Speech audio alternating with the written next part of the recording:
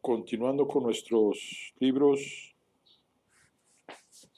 de la colección del Rey Arturo, vamos a iniciar el libro número 2, que se llama El Rey Arturo y Excalibur en la roca. Vamos a iniciar con el capítulo primero, que se llama El muchacho sin miedo. Entonces iniciamos. Tanto atronaba la muchedumbre de guerreros a lo largo de la llanura en aquel anochecer, que el rugir de los truenos apenas conseguía destacar sobre las voces, y el golpear metálico de espadas, mazas, hachas y martillos de guerra contra escudos y corazas. La luz de los relámpagos destellaba en las armaduras bruñidas como un océano de chispas. Los asaltantes no conformaban un ejército organizado, sino una horda informe, sin más grito de guerra que una confusión de clamores. Pero aquella marea de hombres poderosamente armados remontaba la colina hacia un mismo objetivo, el castillo de Carleón, y en su multitud se fundían todas las huestes abanderadas por la conjura de los señores rebeldes, respondiendo a una misma causa: muerte al falso rey.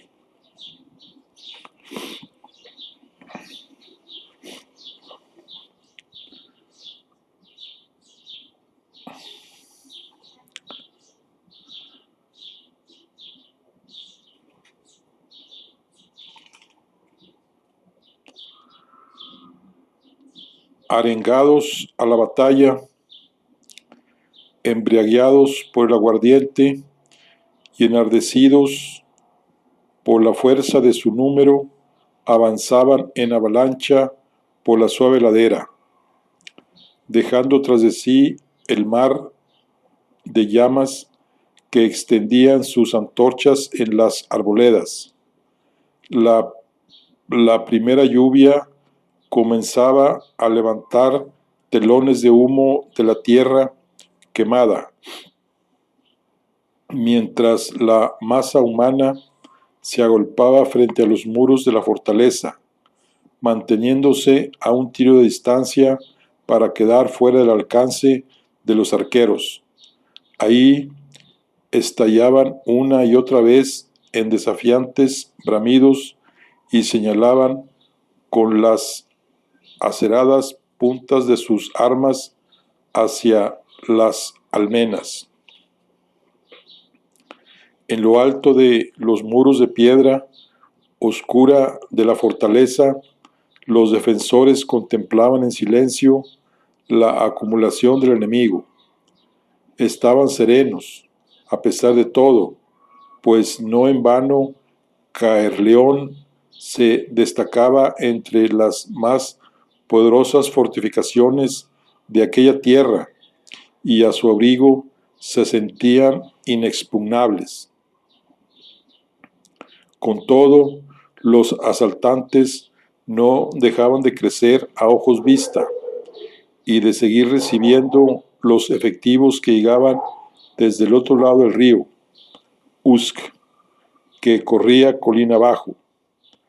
Las miradas se cruzaban furtivamente entre los defensores para acabar siempre convergiendo de modo inevitable en la figura que se erguía delante de ellos.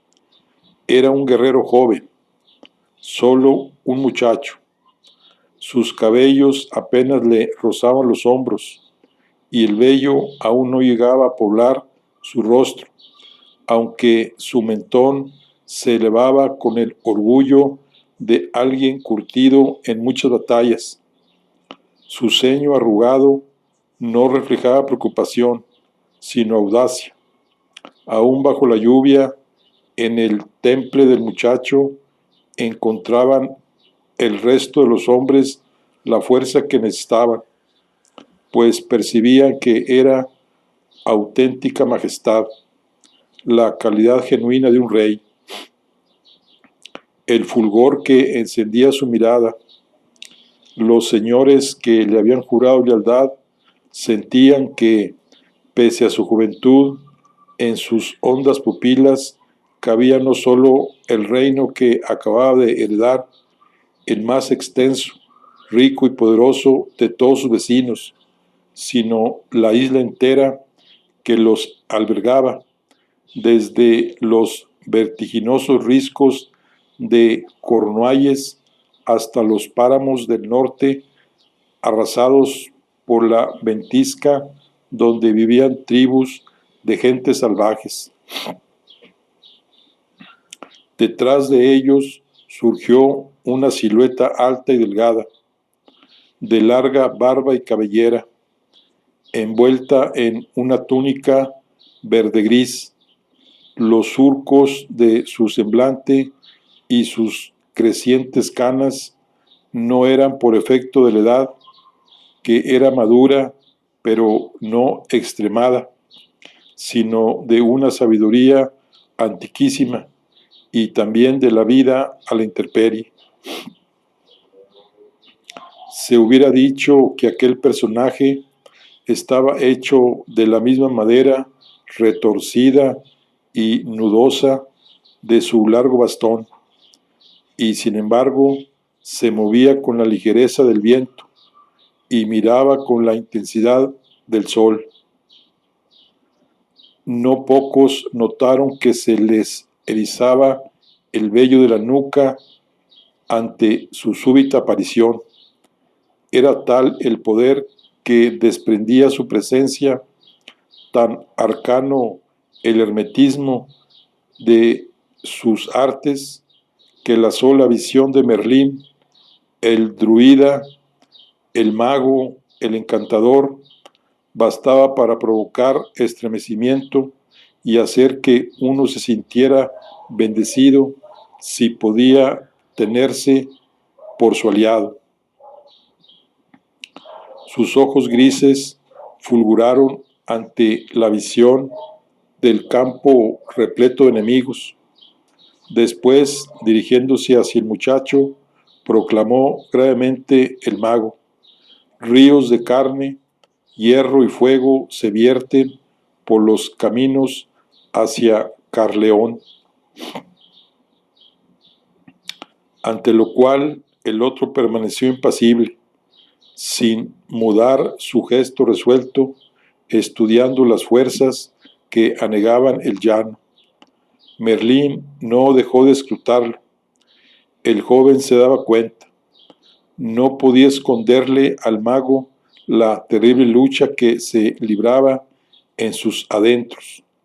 Bajo aquella fachada de majestuoso sosiego, el joven llamado Arturo, quien había vivido creyéndose el hijo menor de Sir Héctor de Avilion, hasta descubrir hacía bien poco que su verdadero nombre era Arturo Pendragón. Tenía un huracán en el estómago y los nervios atensándole el corazón.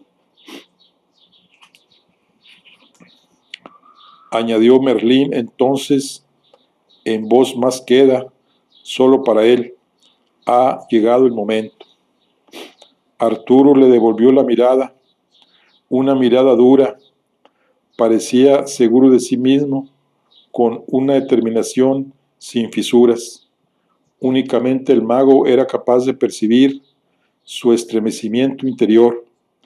Merlín asintió con un movimiento de la cabeza, queriendo indicarle que había que dar por bueno todo aquello que el muchacho sintiera en esos momentos, porque solo un insensato dejaría de tener esa clase de respeto por la enormidad de la tarea que se abatía sobre sus espaldas. El joven se dio la vuelta para observar a los suyos, hombres fornidos y bien pertrechados de armas y defensas, que ocupaban el parapeto en todo el perímetro para defender la plaza, y luego a sus pies admiró a quienes lo esperaban en el patio. Ahí abajo, batido por la lluvia, se abigarraba un enjambre de guerreros acorazados sobre oscuros caballos en una columna que aguardaba frente a las puertas para salir. Ninguno de aquellos hombres, ni la guarnición del castillo, ni la caballería, envidiaba el destino del otro, pues a nadie se le escapaba lo desesperado de la situación, pero tampoco se contaba entre ellos uno solo que estuviera dispuesto a cambiarse por los del otro lado. Si tenía que haber guerra, la habría, y sería cruenta y terrible hasta el fin. Ante la vista de aquellos valientes que habían decidido arriesgar sus vidas para defender su causa, Arturo sintió que el coraje henchía su pecho y expulsaba sus temores hacia algún rincón ignoto. Tomó la escalera que descendía hacia el patio, seguido de sus más fieles. Una vez abajo, montó en su corcel, que de repente pareció imbuirse de la ferocidad de su jinete, arañando el aire con sus cascos delanteros. A su lado, el druida y los señores treparon también a sus monturas. Los hombres aguardaban su señal. Arturo alzó su voz por encima de la tormenta y del tumulto que se elevaba al otro lado de la muralla. Para que nazca algo nuevo, es ley de naturaleza que lo viejo debe ceder su lugar. Bramó para que todos lo oyeran. Acariciaba el pomo de la espada que, envainada en la funda, pendía de su cinto. Hay más hombres fuera de estos muros que dentro de ellos, pero nosotros tenemos algo que ellos no tienen. Agarró firmemente la empuñadura de su espada.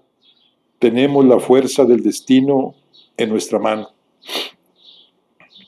Extrajo la hoja y sostuvo sobre su cabeza la esplendorosa Excalibur. El noble acero centelló en la noche ante los ojos de todos los presentes, con un resplandor más luminoso que los relámpagos de la tempestad. La lluvia no se detenía en ella. Excalibur no es solo un arma, es la tierra. Soy vosotros, y aunque no puedo prometeros que esta será la última batalla, os juro por mi honor y por mi nombre que no me mueve otra causa que ganar la paz para esta desdichada isla. No conozco mejor motivo por el que dar la vida, ni veo más final para esta lucha que la victoria. En la espada alzada, la multitud veía destellar la inscripción grabada en la hoja, aquella que decía que quien quiera que extrajese esa espada de la roca sería legítimo rey de toda Inglaterra. Como hendiendo el cielo con la punta del arma, Arturo volvió a aguijonear las alturas. Una tierra, un rey. Centenares de filos relumbraron al tenderse en hiestos hacia el cielo plomizo, al tiempo que un clamor sacudió todo el castillo, pareciendo que retemblaban sus cimientos. Arturo, Arturo, Arturo. Con la sangre inflamada, el hijo de Uterpendragón hacía girar su montura para contemplar el fervor de su gente, tan henchido de savia guerrera que era difícil distinguir dónde terminaba la carne y comenzaba el acero de la espada que blandía en lo alto, a lomos de su caballo. Merlín sonreía complacido. Arturo se colocó al frente de la columna de caballeros acorazados y dio la orden de abrir el portón. Cuando empezaron a separarse los gigantescos batientes de madera, el estruendo de los sitiadores entró en el patio y el fulgor de sus antorchas bañó de luz los rostros de los guerreros de Caerleón. Al ver que se abrían las puertas, los de fuera abandonaron la seguridad de la distancia y se lanzaron en trompa contra el acceso. Arturo no esperó a que los grandes portones girasen del todo.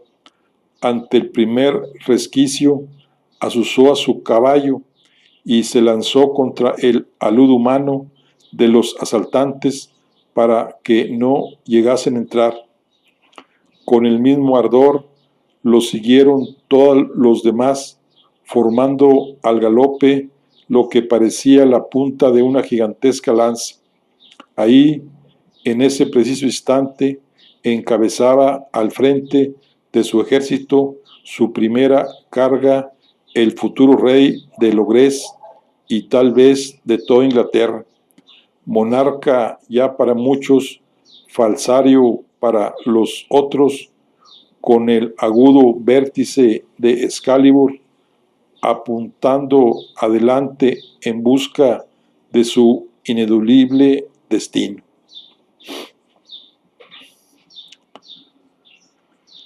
Nadie en Avilión sabía cómo ni quién había colocado ahí aquellas pesadas rocas que formaban un círculo cuyo origen se perdía en lo más profundo de los tiempos. Aquella noche relucían como ascuas encendidas al resplandor de las hogueras que arrancaban chispazos de sus minerales incrustados como si el firmamento hubiese descendido hasta el suelo para acompañar en el baile a los aldeanos. Por lo que a estos concernía, los moles de granito siempre habían estado ahí. Tal vez las hubieran depositado los dioses del pasado, aquellos cuyos nombres ya casi se habían perdido en las brumas del olvido. Quizá los dibujos y marcas que adornaban la superficie eran textos escritos en la lengua de las criaturas del bosque, aquel idioma secreto, capaz de mover la naturaleza a su antojo, según decían en sus cuentos para niños las ancianas. Como fuera, del mismo modo que el peso de las piedras había marcado huellas en la tierra, también había dejado en el recuerdo un pozo perdurable, transmitido durante incontables edades, que revestía aquella arcaica construcción circular de un halo sagrado. Solo los más mayores recordaban su nombre inmemorial, el Crom Blech. No había un enclave más adecuado para festejar con alegría el primer cumpleaños de Arturo, el hijo menor de Sir Héctor de Avilion, más aún cuando su esposa, Lady Enid, se sentía en aquellos bosques más cerca de su tierra y de los viejos dioses de su pueblo, arropada por los ancianos del lugar. La señora pertenecía a la estirpe de los primeros moradores y amaba ardientemente sus raíces. Su esposo, por su parte, era heredero del linaje de guerreros que llegaron del continente generaciones atrás para conquistar la isla, pero la amaba a ella más que a su propia sangre. Por ese motivo, le gustaba acompañarla a las aldeas perdidas en el verde para escuchar la lengua de su gente. Él mismo la llamaba en la intimidad por su nombre originario, el de los primeros, Eneit. En su casa, como en tantas otras, la sangre de los britones y la de los anglos eran ya una sola. Dentro del imponente cromolech se extendían largas mesas de roble macizo, cargadas de viandas, cerveza y vino, acogiendo las charlas de los convidados. Gentes venerables de los pueblos se sentaban juntos a notables de las casas señoriales para rememorar viejas andanzas y sellar nuevos acuerdos, mientras en torno a la gran hoguera del centro, 2 veces la altura de un hombre, los jóvenes danzaban, confiando en que el frenesí del baile les condujera a los brazos de quienes deseaban. No faltaban las parejas que se escabullían fuera del abrigo de la luz para perderse en las tiendas o las carretas que se esparcían por el bosque. Villas y castillos quedaban lejos, y bien sabían todos que la fiesta duraría cuanto aguantasen sus huesos. La celebración estaba en lo más alto. Los músicos acometían animadas piezas una tras otra, sin la más breve pausa. Sentado en un sitial de madera labrada junto a su esposa, Sir Héctor disfrutaba viendo divertirse a los suyos como si fuera él mismo quien bebiera cerveza, quien devorara el asado, quien recibiera besos a la luz de la lumbre. Durante largo tiempo, aquellas gentes habían padecido los azotes de la guerra, las masacres sin sentido y las hambrunas provocadas por los incendios que arrasaban los cultivos, pero incluso en medio de todos aquellos embates sabían ser felices. Aquella era una noche dichosa. Pocos en Avilion eran los que no tenían algo que agradecer a la generosidad de sus nobles señores. Con todo, el verdadero protagonista permanecía ajeno a la celebración. Junto a su padre, el pequeño Arturo se revolvía en los brazos de Lady Enid, quejoso y soñoliento. Ella trataba de apaciguarlo, ronroneándole al oído, pero el bebé se enojaba cada vez más, con ese nerviosismo de los niños tan pequeños que no saben que quieren dormir cuando es justamente lo que están pidiendo a gritos. Mirando de reojo, como tratando sin éxito de acunarlo, Héctor pensó que tal vez ella quisiera retirarse a dormir con el bebé. Sin embargo, aún había algo que él deseaba hacer antes de que su esposa se ausentara de la fiesta. El señor se puso en pie con una jarra de cerveza en la mano e hizo tronar su voz. Escuchadme todos. Los músicos acallaron sus instrumentos, aliviados por el breve reposo, mientras los danzantes detenían sus frenéticos giros. Las miradas se concentraron en el señor de Avilión. En el aire ligero y fresco de la noche de otoño, Sir Héctor mostraba en el rostro el sonrojo de la felicidad. Soy muy afortunado de tener vuestra confianza. Quiero agradeceros que nos acompañéis hoy para homenajear a nuestro pequeño Arturo. Alzó la jarra, que viva por muchos años. La muchedumbre coreó la exhortación, mientras los vasos volaban en las manos, despidiendo salpicones de cerveza ambarina en su camino hacia las bocas. Todavía bebían todos cuando el señor acabó de apurar su jarra hasta el fondo. La dejó en la mesa con un golpe y luego, tendiendo la mano a su esposa, la invitó risueño a un último baile. Ella rió, pues sabía que su esposo no era dado a efusiones ni a discursos. Eran los alcoholes y la euforia del momento lo que lo animaban. Se volvió hacia Brewen, la doncella que ocupaba el asiento a su lado, y le dejó el bebé en los brazos. Acuéstalo, dispuso. Ya ha aguantado mucho.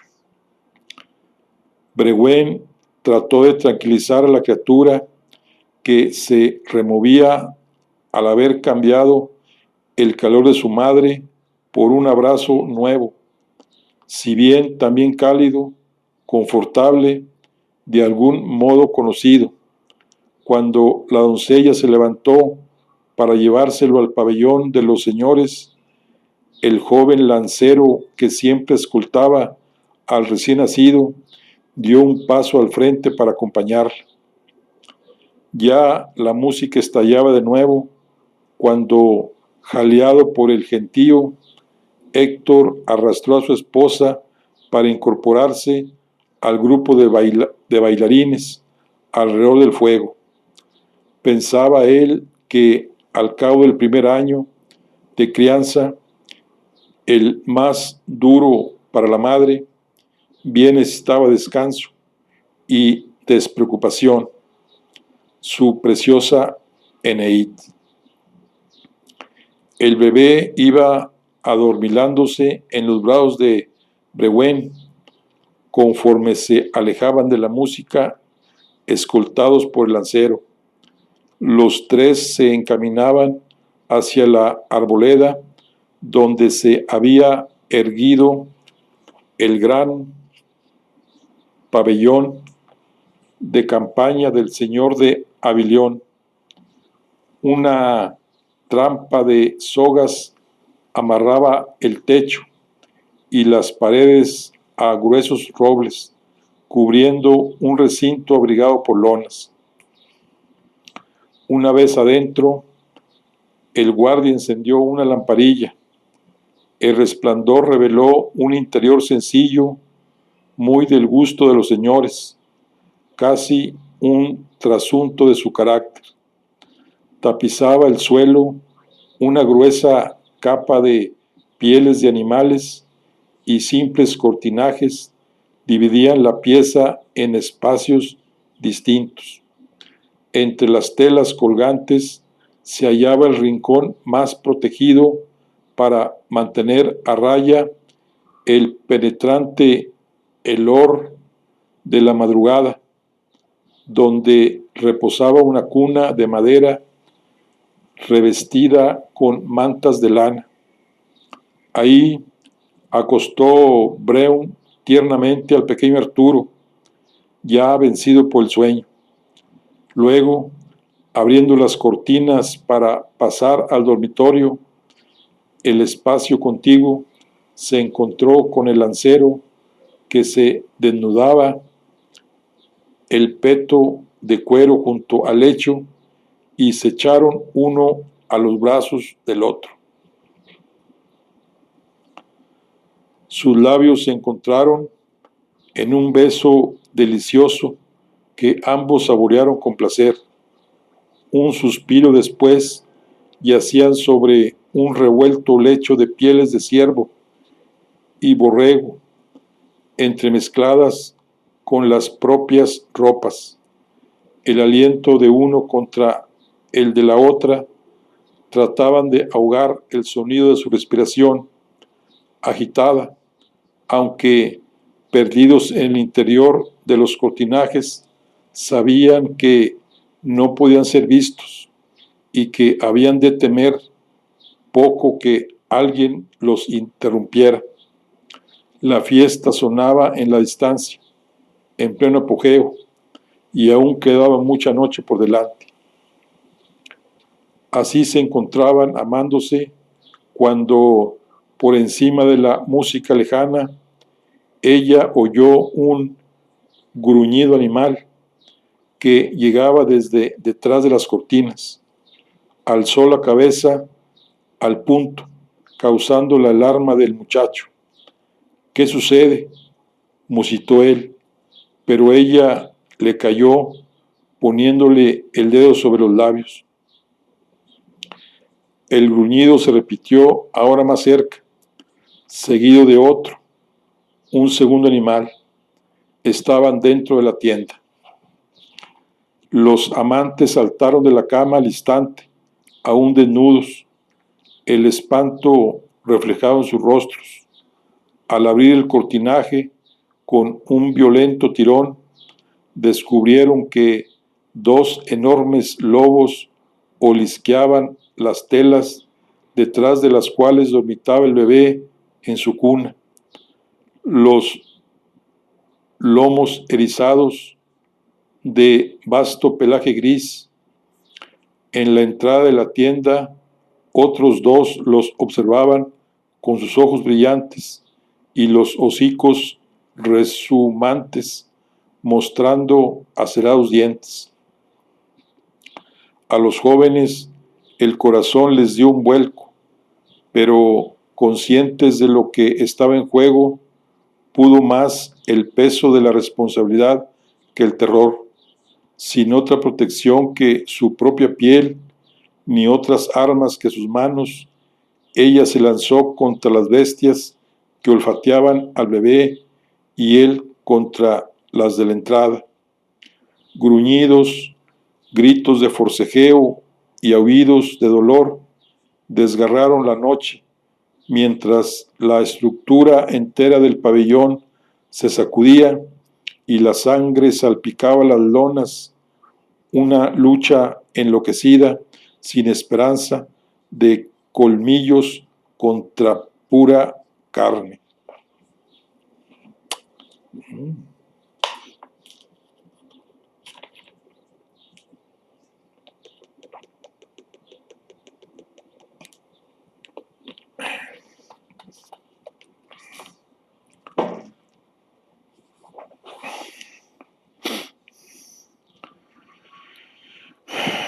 Estallaron las voces entre la muchedumbre, ahogando la alegría de la fiesta al instante. Lobos, lobos, tal como una avalancha de nieve montaña abajo, la multitud se precipitó en la dirección que algunos señalaban, mas nadie sacaba la delantera al propio señor de Avilión. Sir Héctor parecía llevar alas en los pies, pues las voces llamaban hacia la robleda en que se hallaba su pabellón. Corrió frenéticamente, levantando la tierra fresca, saltando sobre las raíces con la desesperación de no avanzar más rápido. Tan pronto como vio la tienda entre los árboles, advirtió que era el escenario de un desastre. Parte del techo se había venido abajo. Las lonas estaban descolgadas y desgarradas.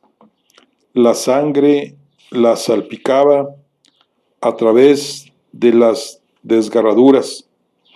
Cuando llegó hasta ahí, a trompicones, sobre el suelo traicionero, se detuvo jadeante. Todos cuantos iban llegando quedaban enmudecidos y perdían el color del semblante por momentos. Sintiendo un vacío creciente en el pecho, Sir Héctor se lanzó a despejar el caos de telas y maderos para abrirse paso hasta su hijo. No tardó en toparse con un macabro hallazgo.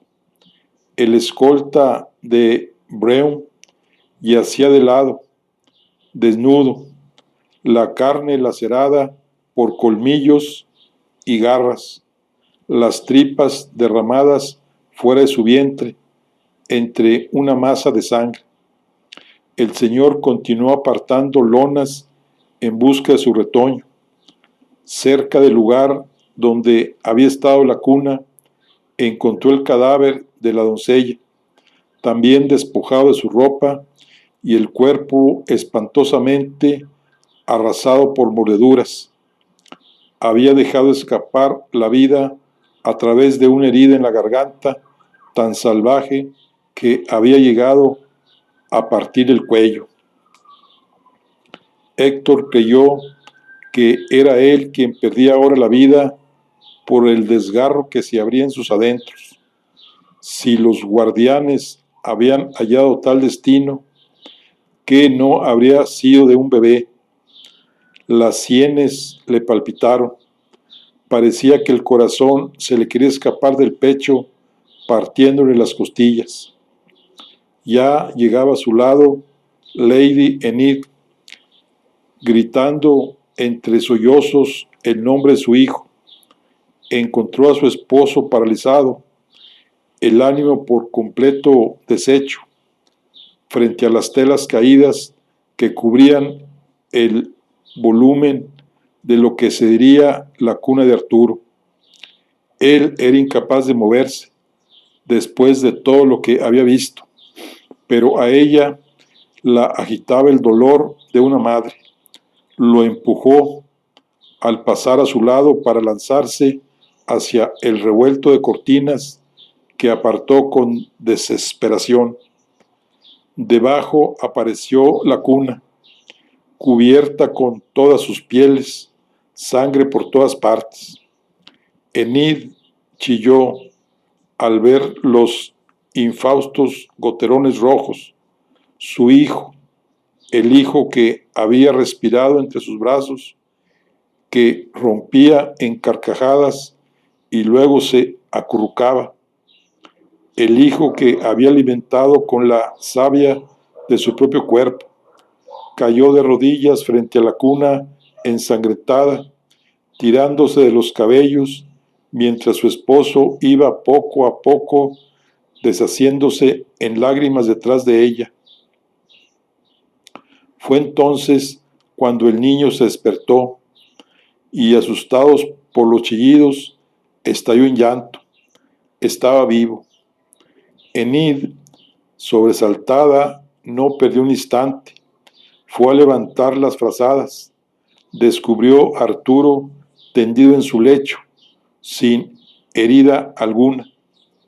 Lo cogió con premura y lo apretó contra su pecho, llorando de felicidad, colmándolo de besos. La sangre de la cuna no era suya. Héctor no podía creer su suerte. El cálido alivio desentumedeció su cuerpo. Ahora los pensamientos fluyeron por su cabeza a toda prisa. ¿Qué había sucedido? Mirando alrededor, vio asomar entre las telas el pelaje de una de las bestias del bosque. Al destaparla, vio que era un gran lobo de lomo gris. Había muerto por las heridas que le habían causado otro de sus congéneres, en un ataque tan brutal que una de sus patas estaba todavía entre las fauces de su adversario, que yacía inerte a su lado, y resultaba que este segundo animal había quedado destripado por un tercero. Lo halló también sin vida, algo más allá, con el hocico profundamente hundido en el abdomen abierto de la última de las fieras, hasta contar 4. Los lobos se habían matado entre ellos alrededor de la cuna. Un silencio pesado se abatió sobre la escena. Ninguno de los que la contemplaban, que se mantenían respetuosamente fuera del tendal desplumado, se atrevían a decir palabra. Nadie podía creer lo que veían sus ojos. Nadie entendía lo que había sucedido.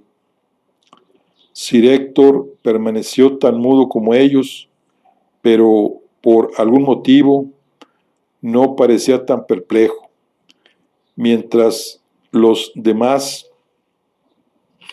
se preguntaban cómo había podido salir ileso de semejante trance un bebé indefenso, el señor de Avilion alzó la mirada de la matanza para buscar en los alrededores, en la fronda oscura, donde las formas apenas se perfilaban bajo la luz de la luna.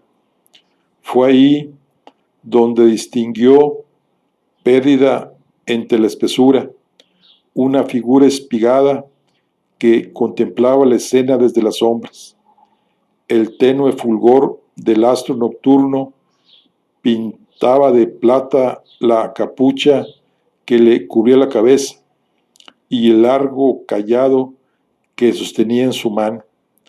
La distancia impedía discernir los rasgos de su rostro, y sin embargo a Héctor no le era necesario no le era necesario. Sabía bien de quién se trataba. El extraño se dio la vuelta y desapareció en la noche. El señor de Avilion esperó sinceramente que aquel mago, el último druida, hubiera podido ver en la distancia su expresión de agradecimiento.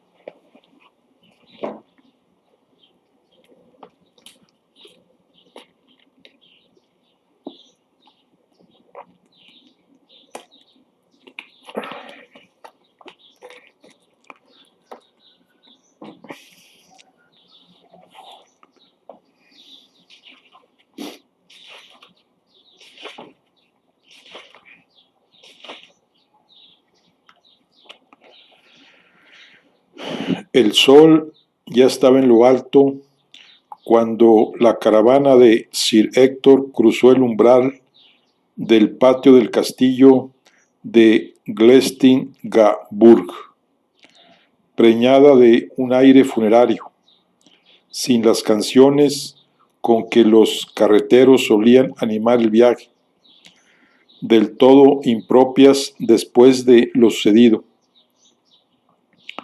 No en vano los cadáveres de Brewen y su escolta se enfriaban todavía bajo la lona de una de las carretas.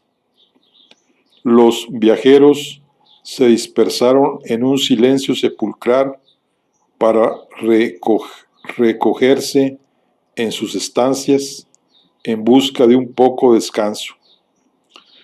Un rato más tarde, Lady Enid se hallaba sentada en un taburete frente a un espejo para desenredar sus cabellos sueltos con un peine de plata y hueso, antes de echarse un rato en el lecho que le aguardaba a la espalda.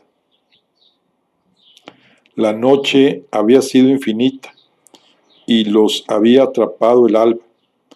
Por lo común, aprovechaba aquel momento para abandonarse a la delicia de acariciarse los cabellos, pero en esta ocasión lo hacía con nerviosismo, fijos los ojos en su reflejo con una mezcla de sentimientos.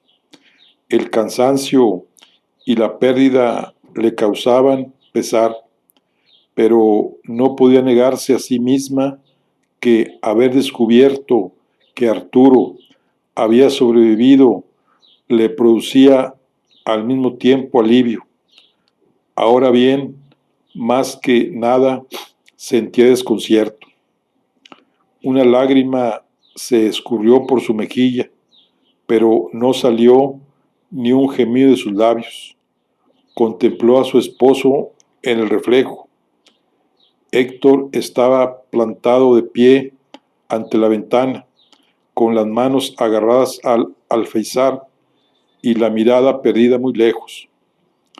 Dejando caer la mano del peine sobre su regazo, la señora reunió fuerzas para romper por fin la quietud de la estancia conyugal, preguntando: ¿qué es lo que ha ocurrido esta noche?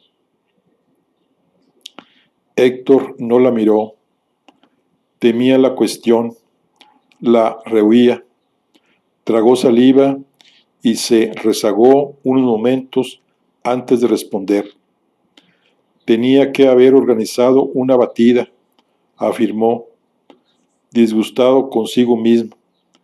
En tiempos de su padre, aquellos bosques estaban infestados de alimañas, pero hacía mucho tiempo que los granjeros no daban noticias de ataques de lobos. Enid negó con la cabeza. No es eso lo que te hablo, de lo que te hablo. Bien lo sabes. Nuestro hijo está salvo. ¿Qué más podemos pedir? Demos gracias a Dios. El Señor agachó la cabeza. Agitada, su esposa se volvió en el taburete para hablarle directamente. Los lobos se devoraron unos a otros. Héctor entornó las contraventanas de madera para bajar la luz de la estancia antes de irse a descansar. Sin embargo, no pudo evitar producir la impresión de que quería evitar que alguien les oyera, aunque estaban en un piso alto de la torre. Se acercó al hogar, agarró un atizador y revolvió los leños ardientes para airar el fuego, algo que era innecesario, pues la pira llameaba vigorosamente. Enid aguardaba todavía una respuesta, apremiándolo con su mirada, pero pronto comprendió que ésta jamás llegaría. Se levantó para imponerle su presencia, acercándose según le decía: confié en ti cuando me trajiste a Arturo. Lo hice mío, como me dijiste, a pesar del enorme precio, el de dar a otra a mi propio hijo para que lo amamantase. ¿Eres capaz de imaginar lo que me ha costado este sacrificio?, confesó, dejando escapar lamentos largamente larvados. Jamás he rehuido mis responsabilidades, ni te he pedido nada a cambio. Aún así, hoy te exijo lo que me debes y que ya no puede esperar. Necesito que me expliques quién es el niño que estamos criando como si fuera nuestro. Quedaron uno junto al otro, ella acosándolo con la mirada, él con el atizador sobre las brasas. Héctor había sido capaz de esquivar esa cuestión durante todo un año. La lealtad y el amor de su esposa lo habían favorecido, y tal vez, pensaba ahora, él había abusado de ello. La demanda era una muy razonable. Por desgracia, no tenía la respuesta que ella necesitaba. Soltó el atizador y se volvió hacia su esposa, suspirando amargamente. La tomó de ambas manos. Eneid, amada mía, musitó, quisiera satisfacerte, quisiera poder decirte que soy conocedor de nuestros destinos y del de Arturo, pero no es así. No sé más de lo que ya te he contado. Merlín, el druida, me encargó el cuidado de este niño por orden de mi rey, Uterpendragón, haciéndome jurar que lo cuidaría como a mi hijo y guardaría el secreto sobre cómo llegó a mi casa. De quién era vástago no me era dado saberlo, y no quise preguntar. La importancia del silencio era manifiesta. Merlín había gozado de la plena confianza del rey Uterpendragón. Había sido su consejero, su mano derecha, el hacedor de reyes que le había dado el trono, como antes se lo había dado a su difunto hermano. Cuando le entregó a Héctor las órdenes escritas por el rey en una carta con su sello, éste comprendió que no podía exigir más explicaciones.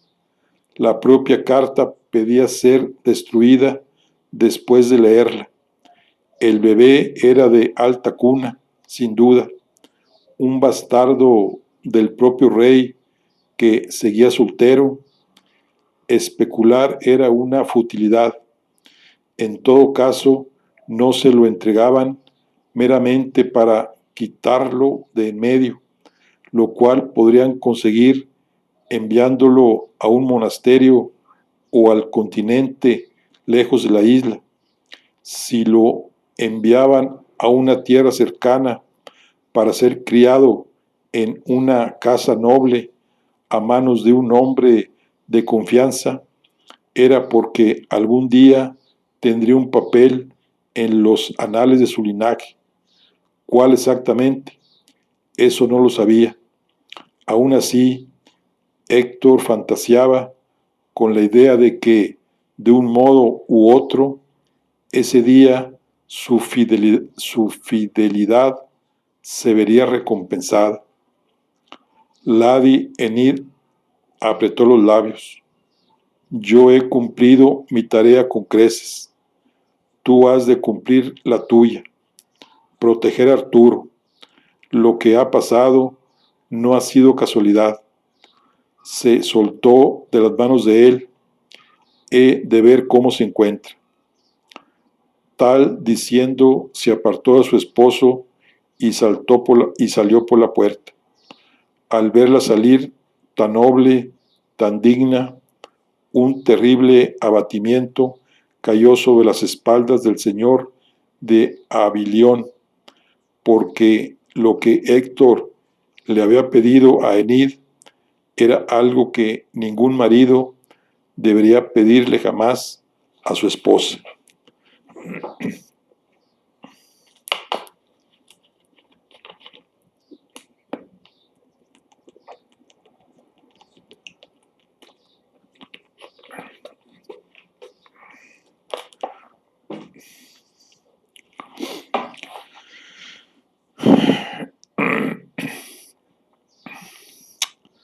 La dama Recorrió el pasillo abovedado. El silencio arropaba los muros de piedra. Aunque a tales horas el castillo solía estar agitado y lleno de ruido, en aquella jornada se había quedado sin palabras. En la alcoba de Arturo, la calidez del hogar acariciaba la piel. La doncella Gwyn se había adormilado en su silla, con la cabeza inclinada sobre la cabecera de la cuna. También ella había vivido aquella noche y estaba rendida. Arturo dormía despreocupado y feliz. La cuidadora se despertó al notar la presencia de la señora, quien le dio permiso para retirarse, pues necesitaba descansar. Ella se quedaría con el niño, le dijo. Una vez que la doncella se hubo marchado, la señora se acomodó en la silla y, relajada, se entretuvo en contemplar a su hijo adoptivo. Aquel niño no había desplazado en su corazón a su verdadero hijo, Kai, que era medio año mayor y estaba al cuidado de un ama de cría, pero lo amaba como si fuera fruto de su propio seno. Nunca olvidaría la noche en que había posado por primera vez los ojos en los del recién nacido, porque en aquel momento intuyó algo extraordinario en él. Tenía un aura singular, una potestad antigua e ignota que ella sabía reconocer porque era propia de su gente más que del linaje de Sir Héctor. Por mucho que el pequeño Arturo fuera hijo de un señor de los Anglos, a Eneid no le cabía duda de que también tenía sangre britona. Avanzó la mano con cuidado para acariciar el sonrosado moflete. Inesperadamente Arturo se revolvió en el lecho y abrió los ojos hacia la única madre que había conocido. Ella sintió haberlo despertado. Sonriéndole tiernamente, lo acarició con el dorso de la mano. ¿Quién eres en verdad, pequeño?, le susurró. ¿Qué misterio ocultas? Entonces la criatura alzó sus manitas. Tenía el puño derecho muy apretado y entre sus diminutos nudillos asomaba lo que parecían unos cabellos. Intrigada, ella le abrió los dedos y al ver lo que aferraba quedó perpleja. Eran unos pocos cabellos gruesos e hirsutos de un lobo. Se sintió sobrecogida. Arturo la miraba con una fijeza impropia de su corta edad, con ojos insondables como profundos lagos de montaña.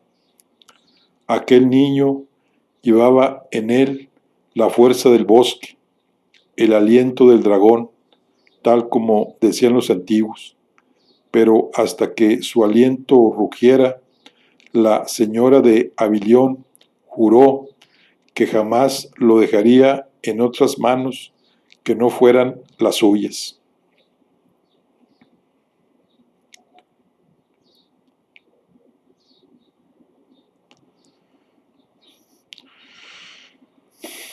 Una ventisca glacial había barrido la villa de Glestingamburg, colándose entre los árboles como dedos ateridos que arañaban los parajes, congelando los regatos en piruetas de hielo detenidas en el tiempo y vistiendo el musgo con una fina capa de nieve, tan vaporosa que parecía tejida a mano. Ahora la nieve sucia se amontonaba en las esquinas del patio del castillo, donde resonaba el repiqueteo de las espadas de madera. Los niños, Kay y Arturo, entrechocaban las toscas armas sin filo con la furia de auténticos guerreros.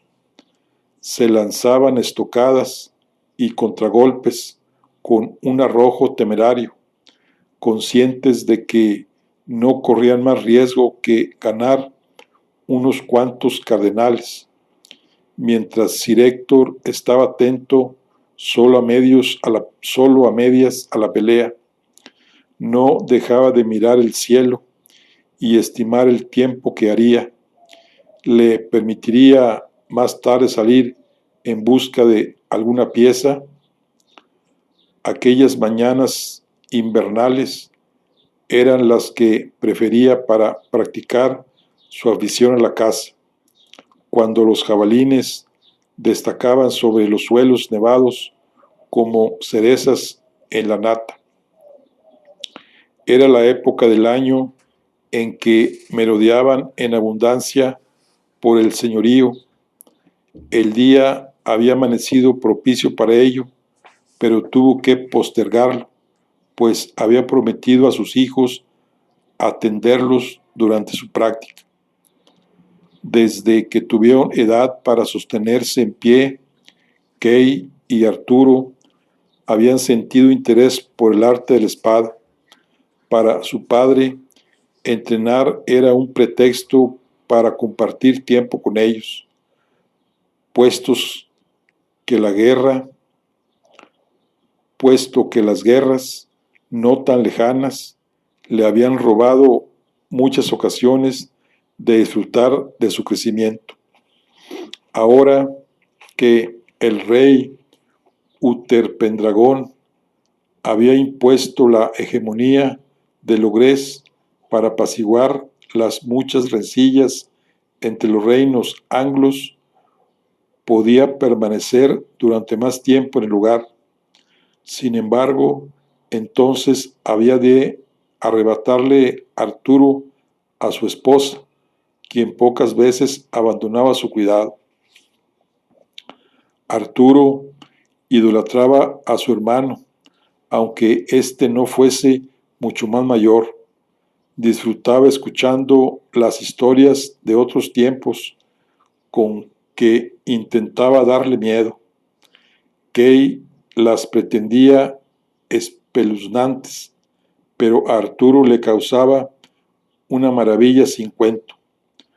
Cuanto más abría Arturo sus ojos grandes y expectantes, más exageraba Kay los relatos que le habían contado a él su ama de cría, una vieja amiga del pueblo de Lady Enid, leyendas sobre criaturas del bosque que secuestraban niños, encantadoras de las aguas que hechizaban a los incautos, hombres sagrados que hablaban con los robles. Si el mayor se confiaba a la palabra, el pequeño era intrépido hasta el exceso. Encajaba los duros estacazos de su hermano con tal de llegar a alcanzarlo en el cráneo. Así fue como aquella mañana lo acabó tumbando en el suelo, habiéndole causado un gran dolor de cabeza. Sir Héctor le reconvino por hacerlo. Con un arma en la mano, te conviene cultivar la virtud de la prudencia. No podrías dejar alcanzar para llegar al otro, no podrías dejarte alcanzar para llegar al otro si la espada de Kay tuviera filo. Estarías acabado al primer corte. Llamó a un ayudante que se acercó enseguida trayendo un saco de lienzo que sostenía sobre las manos. Cuando Sir Héctor les mostró lo que ocultaba, Kay y Arturo quedaron admirados. Eran dos relucientes espadas cortas de doble filo, aquellas que gustaban a los sajones y que llamaban seax. Ya estáis muy crecidos, es hora de que dejéis los juegos de niños. Tomó una de ellas y la volteó hábilmente, haciendo que hendiera el aire con un silbido. Les explicó que las había arrebatado a los invasores en una batalla cuando era joven. Ahora pertenecían a la familia y era su regalo para ellos. Los niños la recibieron con reverencia y lo primero que hicieron fue pasar el dedo por los aguzados bordes para comprobar su filo. Hasta ahora os habéis lanzado alegremente al ataque, les explicó su padre. A partir de hoy deberéis aprender algo que es más necesario, la defensa.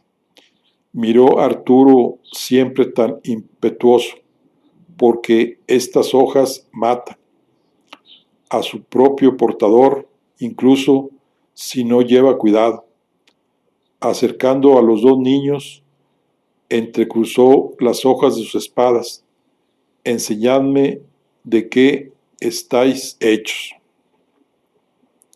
Sin mediar palabra, tensos a la vez que exultantes, los dos niños comenzaron a cruzar estocadas que el otro siempre bloqueaba.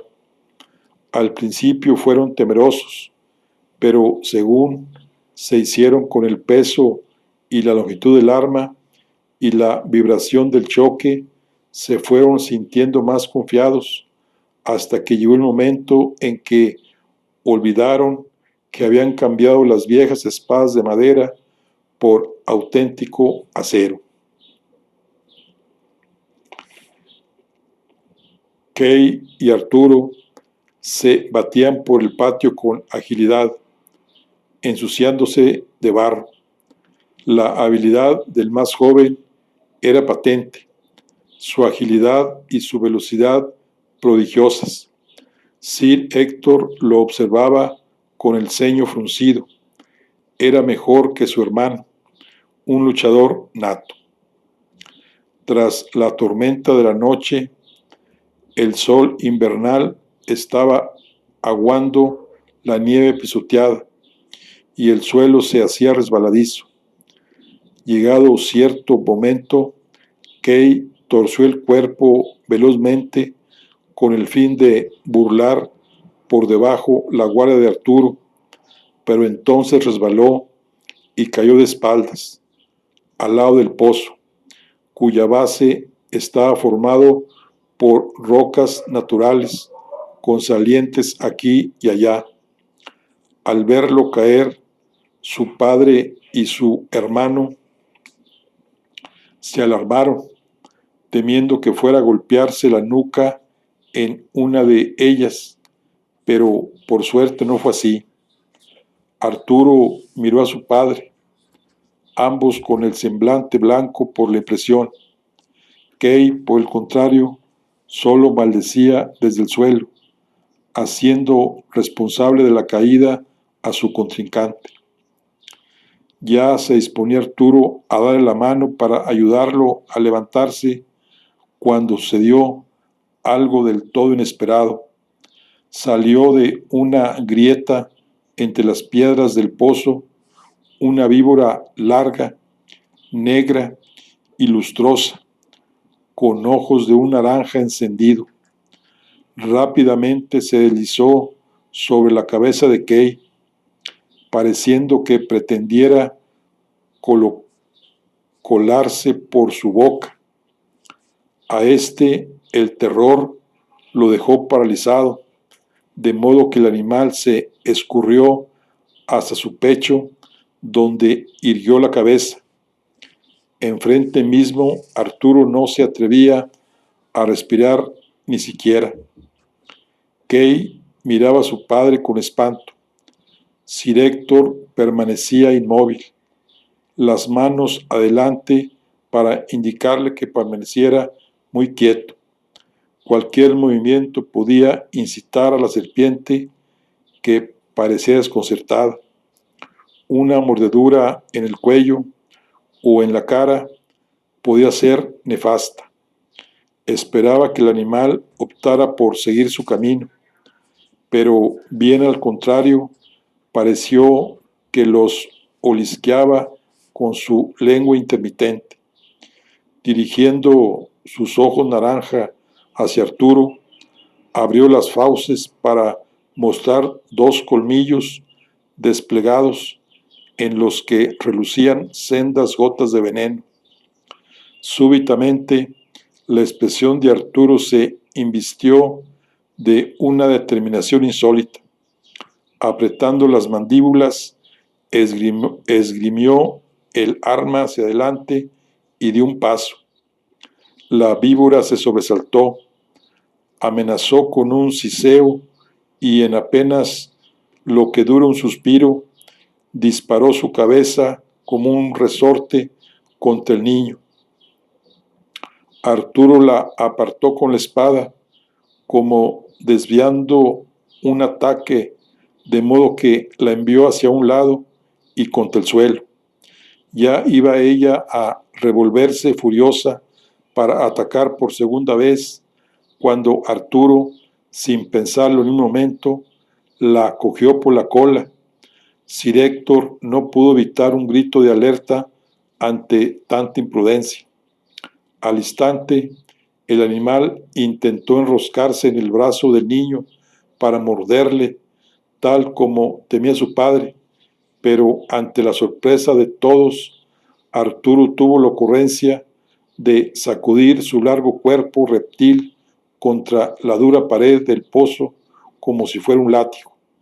Una y otra vez latigó la roca enérgicamente con la serpiente, hasta que la cabeza le estalló en sangre. Asqueado, el niño arrojó el cuerpo inerme a lo lejos. Cuando se volvió hacia su hermano y su padre halló que tenían los ojos clavados en él, una expresión de pasmo que les había transformado el semblante. ¿De dónde había sacado Arturo esa impavidez ante el peligro? ¿De dónde nacía ese nervio de apariencia inconsciente que le llevaba a saber cuál era la mejor manera de actuar en cada momento? El niño les devolvía su mirada serena y profunda, la misma que tenía desde la noche de su nacimiento. Hacía tiempo que se había dado cuenta de las pocas veces que sentía miedo. Bueno, aquí concluimos el primer capítulo de nuestro libro El rey Arturo y Excalibur en la roca. El muchacho sin miedo. Nos vemos en la siguiente. Hasta luego.